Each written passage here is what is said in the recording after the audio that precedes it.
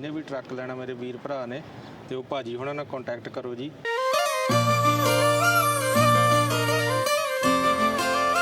ਇੱਕ ਦਿਨ ਦੇ ਵਿੱਚ ਇਹਨਾਂ ਨੇ ਲੋਨ ਦਾ ਜਿਹੜਾ ਪ੍ਰੋਸੈਸ ਸੀਗਾ ਉਹ ਸਾਰਾ ਕੰਪਲੀਟ ਕਰਾਇਆ ਤੇ ਮੈਂ ਫਸਟ ਟਾਈਮ ਬਾਈ ਕੀਤਾ ਹੈ ਟਰੱਕ।